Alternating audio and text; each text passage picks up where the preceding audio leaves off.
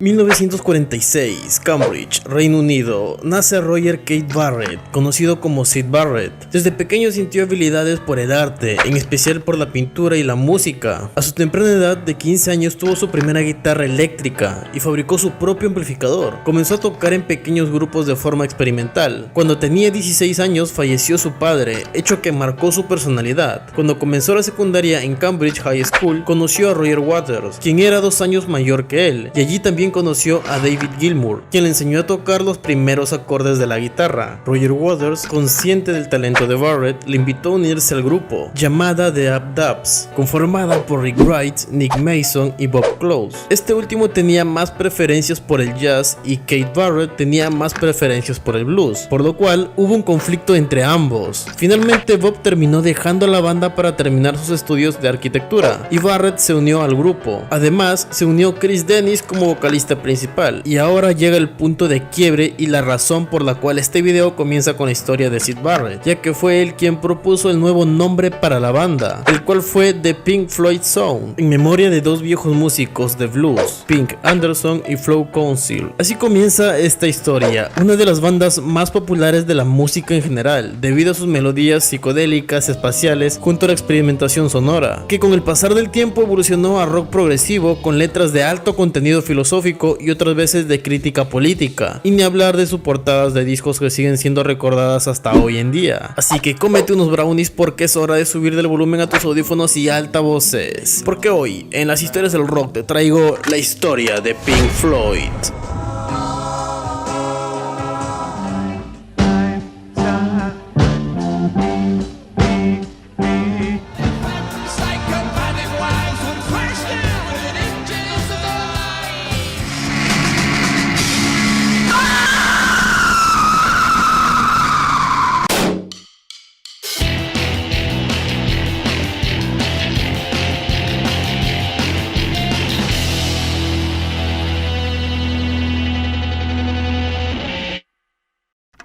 La banda se convirtió en un cuarteto con Roger Waters en el bajo, Rick Wright en el teclado, Nick Mason en la batería y Barrett como cantante y guitarrista. Barrett se declaró como el principal compositor del grupo, inspirándose en bandas como The Byrds y especialmente en The Beatles y su último álbum, Revolver, de 1966, que provocó el nacimiento del rock psicodélico, un género musical que impactó en la banda y especialmente en Barrett. Con respecto al nombre de Pink Floyd Sound, con el tiempo dejaron de utilizar Sound hasta que finalmente quedó como Pink Floyd. La banda grabó sus dos primeras canciones, Lucy Live y una versión de Gloria de la banda Team, así y otra de Slim Harpo llamada I Am King Bee. El debut de la banda en vivo se dio en el Roadhouse el 15 de octubre de 1966, convirtiéndose en uno de los grupos favoritos del movimiento underground, recorriendo distintos clubs cada semana. La popularidad de la banda creció muy rápido, debido a ello formaron Black Hill Enterprise en octubre de 1966 y al siguiente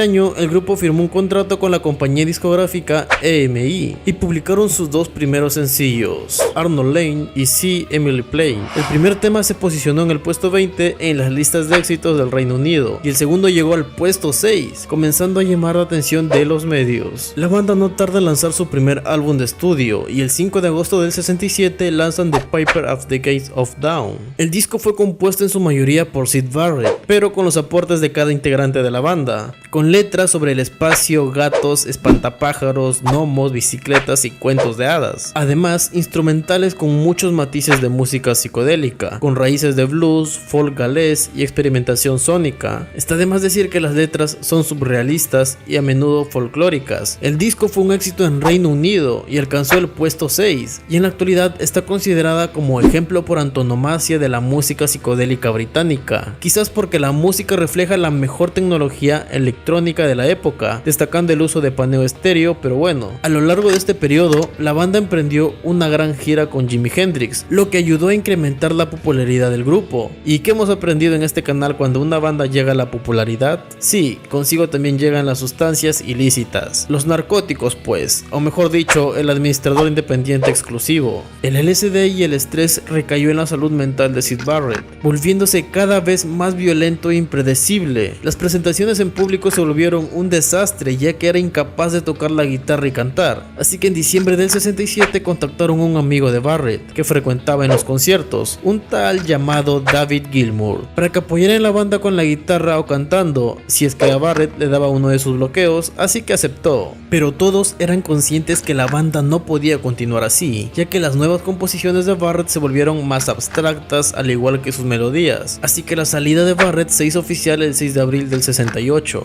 Luego lanzó 2 álbumes independientes y no se supo nada más de su vida. Así que la banda continuó. Gilmour, Waters y Wright se hicieron cargo de la visión creativa de la banda, así que en junio del 68 lanzan el álbum A Saucer Full of Secrets, un disco donde aún participa Syd Barrett en algunos temas. Este álbum se puede considerar como el principio de la experimentación para Pink Floyd, lleno en su mayoría por ruidos, efectos sonoros, percusiones y loops. El disco alcanzó el 9º lugar en Reino Unido, pero este álbum también sería el único disco de Pink Floyd que no entró en las listas de Estados Unidos. La crítica no vio con buenos ojos ese trabajo, pero la banda iba tomando con más fuerza la esencia de experimentar cosas nuevas, sobre todo en lo psicodélico. Para el 69 la banda creó el soundtrack de la película More, que se estrenó en mayo del 69, y 2 meses después sus composiciones se editaron como un álbum de estudio de la banda, bajo el nombre de Music from the Feeling More. Este sería el primer álbum de la banda sin Syd Barrett. La crítica seguía golpeando a la banda, describiendo el álbum como irregular y accidentado. Sin dar mayor atención a las críticas, la banda continúa y ese mismo año lanzan su 4º álbum de estudio, llamado Ummagumma, un álbum doble, el primero un disco en directo y el segundo el nuevo disco de estudio. Se dice que el nombre del disco proviene de una palabra utilizada por 2 estudiantes en Cambridge para hacer el frutifantástico. Este álbum explota por completo todos los recursos posibles de la psicodelia y la locura para transportar al oyente a un universo de sonidos y climas extraños. Si sumamos a esto la explosión del consumo de hongos alucinógenos en los años 60, entenderás por qué este álbum alcanzó el 5º puesto en Reino Unido y el número 74 en Estados Unidos. Hasta el momento fue su álbum mejor aceptado. Ya para el 70 la banda no descansa y comienza a trabajar en su siguiente álbum, Atom Heart Mother. Para este disco dejaron un poco de lado el rock psicodélico y pasan a incluir melodías sinfónicas progresivas. El nombre fue creado por Roger Waters, que se inspiró al ver una noticia en el periódico sobre una mujer embarazada que había sido sometida a una operación de corazón y tenía un marcapasos atómico. Tema que tengo que resaltar del álbum es Summer 68, escrita por Richard Wright como crítica al estilo de vida de los músicos de rock. Con respecto a la portada, no tiene contexto alguno, solo la banda quería que la tapa de este disco fuera lo menos Pink Floyd y psicodélica posible. Aunque este álbum llegó al puesto 1 en el Reino Unido y el 55 en Estados Unidos, pasó a ser repudiado por Gilmour, que lo calificó como un montón de basura, y Waters, quien declaró no importarle lo que hagan con eso, que deberían tirarlo a la basura y que nadie volviera a escucharlo. Pero a pesar de todo ello, la popularidad que logró este álbum embarcó a la banda a su primera gira por los Estados Unidos. Para el 71 la banda comienza a trabajar en su siguiente álbum sin saber exactamente lo que querían hacer, así que la banda comienza a hacer lo que mejor sabe hacer, experimentar con el sonido. Así nació su primera obra maestra, alabada por el mismo Waters como un poema sónico, el tema Echoes, escrita por los 4 miembros de la banda y explotando la creatividad musical del cuarteto, resaltando a Gilmour, ya que aquí podemos notar el talento que tiene para la guitarra. Durante 23 minutos y medio llenan el tema de largos paisajes instrumentales, efectos de sonido e improvisaciones, siendo considerada una de sus mejores piezas musicales y experimentales. En este trabajo no tendremos orquestas sinfónicas como en su anterior disco. En resumen, este álbum está lleno de improvisaciones y experimentación en el estudio, el cual por cierto se grabó en varios estudios de Londres, especialmente en el Abbey Road. Pero no les dije que uno que otros discos anteriores fueron grabados en este estudio, y es importante solo porque 4 músicos caminaron por la calle de la esquina del estudio, pero eso es para otra historia. El álbum fue publicado el 31 de octubre del 71 y fue un completo éxito comercial en Reino Unido, pero en el país del tío Sam no logró el puesto esperado debido a la baja publicidad de la distribuidora, alcanzando apenas el puesto 70. Y para el siguiente año trabajaron en su nuevo álbum, Obscured by Clouds, que sería creado para la banda sonora de la película francesa El Valle. Aunque el álbum rompe la línea musical que la banda traía hasta el momento, el disco roza en muchos casos el blues rock, el folk o el soft rock. Es necesario resaltar que el álbum ayudó a Pink Floyd a tener éxito en Estados Unidos, ya que se convirtió en el primer top 50 de Pink Floyd. Un dato rápido: El tema Free Ford fue la primera referencia en una canción a la muerte del padre de Roger Waters, quien murió en la Segunda Guerra Mundial, concepto que se volvería recurrente, pero muy recurrente en posteriores discos. En este punto la banda ya era difícil de clasificar su género, entonces algo sucedió, quizás se alinearon las estrellas o las olas del mar se detuvieron para ver nacer algo completamente distinto, The Dark Side of the Moon. Pink Floyd comenzó a experimentar con el sonido desde Merrill, el cual fue el punto de quiebre que los llevó a crear este pedazo de álbum, pero a diferencia de Merrill, Roger Waters, quien se había vuelto el líder de Pink Floyd, tenía claro qué quería para este disco, abarcando temas como el estrés cotidiano, la avaricia, el envejecimiento, la muerte y la enfermedad mental. Este último fue referencia a Syd Barrett. Este álbum está formado desde su música concreta y conceptual y las letras filosóficas. Para comenzar, las 5 pistas de cada cara reflejan varios estados de la vida humana, iniciando el álbum con Latidos de Corazón. Este disco fue lanzado el 1 de marzo del 73 y se convirtió en el primer número 1 en Estados Unidos, y eso no es todo, se convirtió en uno de los álbumes más vendidos de toda la historia, con más de 40 millones de copias en todo el mundo, lo que llevó a deducir que una de cada 4 familias británicas tienen un disco en alguno de sus formatos. Dato rápido. Cuenta la leyenda que si vemos la película El Mago de Oz de 1939 y a la vez reproducimos el disco The Dark Side of the Moon, podremos notar que las escenas de la película coinciden con la música del álbum. Sígueme en TikTok para más datos así. Fin. Pink Floyd comenzaría a trabajar en un nuevo álbum, Household Objects, experimentando con sonidos de casa, absolutamente nada de instrumentos musicales, y sacaban melodía a objetos caseros, como sierra, cubos de agua, martillos, gomas elásticas o copas. La idea sonaba muy ambiciosa, pero después de tanto tiempo de esfuerzo en el estudio, se canceló el proyecto. Actualmente este disco sería llamado Feminista, porque el trabajo fue abortado.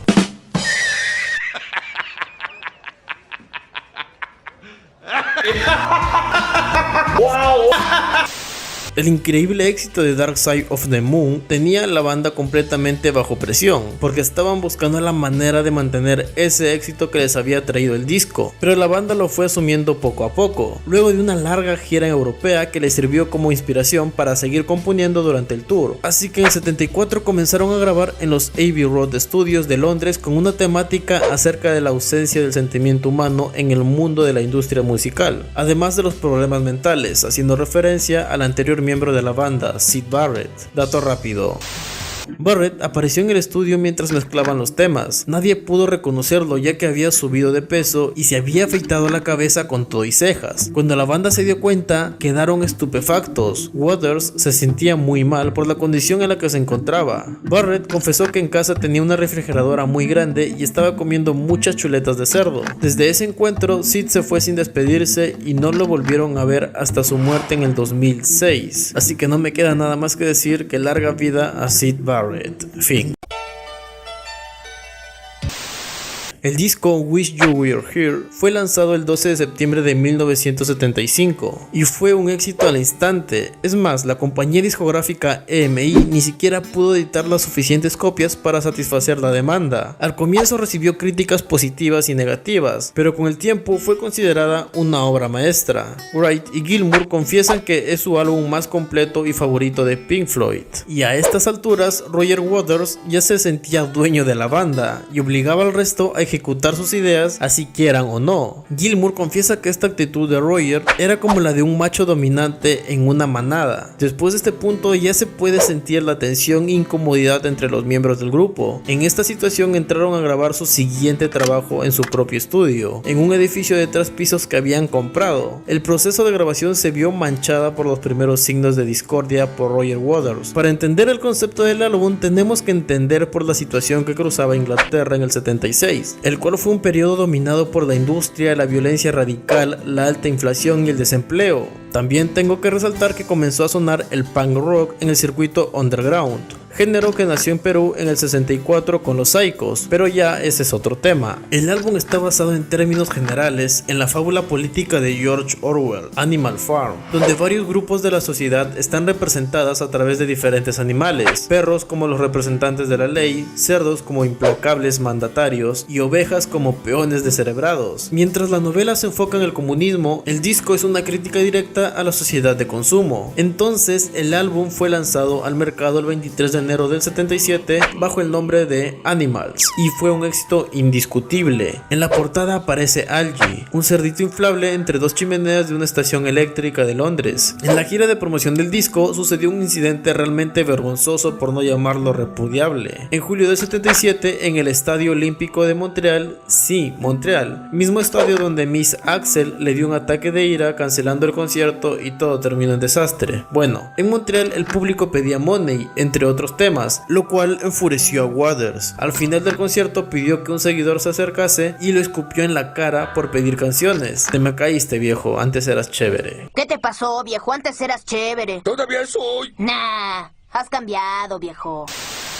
Este acto inspiró a su próxima creación, la construcción de un muro entre el público y el escenario. Después de la gira de Animals, los integrantes de la banda comenzaron a hacer proyectos en solitario, excepto Waters. Él se encargó de la banda y sus próximos lanzamientos y trabajó en dos proyectos distintos, The Pros and Cons of Hitchhiking y The Wall. Este último fue el próximo álbum de la banda, escogida por sus integrantes, y The Pros and Cons se convirtió en el próximo álbum solitario de Waters. The Wall es un álbum conceptual que nos retrata la vida de una estrella ficticia de rock llamada Pink, basado en la vivencia del mismo Waters. Pink se convierte en un antihéroe mentalmente enfermo, debido a los traumas que la vida le va deparando, como la muerte de su padre en la Segunda Guerra Mundial, referencia que ya habíamos visto en temas anteriores. A esta idea se le añadieron otros, como ya está dicho, la guerra, la sobreprotección materna, el fracaso sentimental, la violencia política, la educación infantil o la locura. Todo lo creado en este disco y prácticamente la mayoría de temas del álbum son obra de Roger Waters, quien además tuvo problemas con Wright,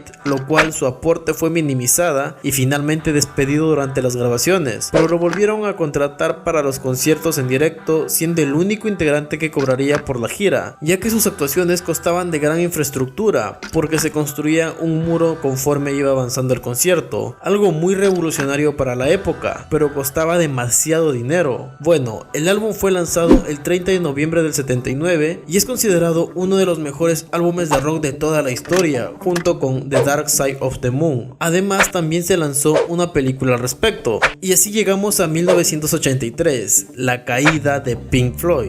La tensión de la banda ya no se podía alargar más. Waters comenzó a armar el siguiente trabajo de la banda, con temas que ya habían sido descartados para el álbum The Wall, como la muerte de su padre, otra vez, y la Segunda Guerra Mundial, otra vez. Y la banda dijo que si no eran buenas antes, ¿por qué lo serían ahora? Entonces Waters explotó y comenzó a lanzar caca a la banda y les dijo cosas horribles. Hey Waters, cálmate un poco y deja tranquilo a tu padre una vez por todas. Pero bueno, este fue el quiebre de la banda. Finalmente el álbum trata de una crítica hacia la guerra, ya que en esos tiempos comenzó la Guerra de las Malvinas, y el disco fue lanzado el 21 de marzo del 83. Tuvo críticas muy mezcladas como si es bueno o no es bueno. Lo único que representa este álbum fue la salida de Roger Waters en 1985, pero Gilmour y Mason querían continuar trabajando bajo el nombre de Pink Floyd, lo cual fue el comienzo de una larga disputa legal contra Roger Waters, quien demandó que el nombre era suyo y finalmente ganó Gilmour y Mason, dejando afuera a Roger Escupitajo Waters. Así que Pink Floyd lanza el 7 de septiembre del 87 el álbum A Momentary Lapse of Reason.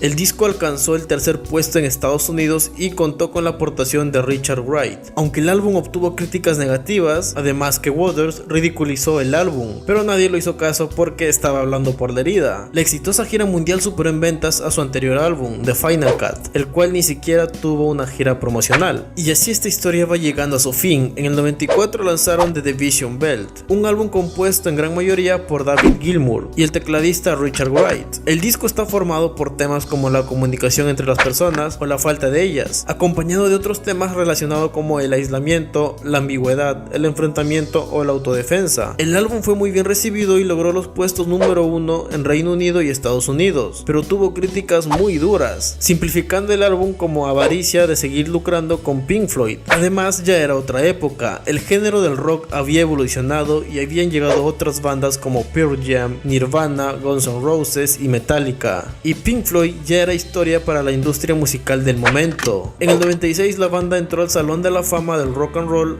emotivo momento, pero aún existía mucha demanda de que la banda se reuniera. Así saltamos hasta el 2005, año de la reunión más emotiva de la historia. Roger Waters dejó a un lado el resentimiento que llevaba desde que perdió el juicio y accedió a reunirse con la banda para el evento de caridad de Live Aid en Londres, convirtiéndolo en el sueño cumplido de los presentes y en la más memorable de la noche.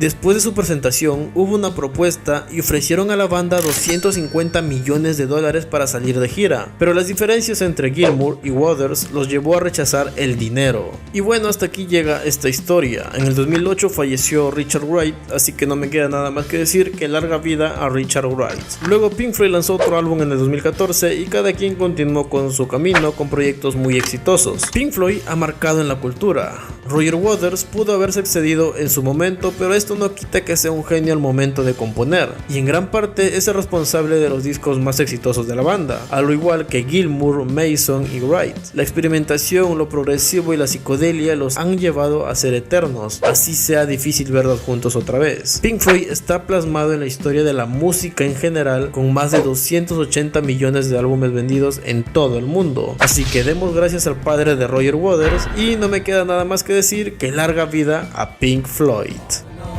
Just another brick in the wall. Y ahora dime, ¿cuál es tu canción favorita de Pink Floyd? Házmelo saber aquí abajo en los comentarios. Yo soy Dilber Ruiz Produce y este video se me hizo muy largo, así que me despido, banda. Si siguen el canal en las redes sociales, ahí nos encontramos. Cuídense mucho y nos vemos en el siguiente video.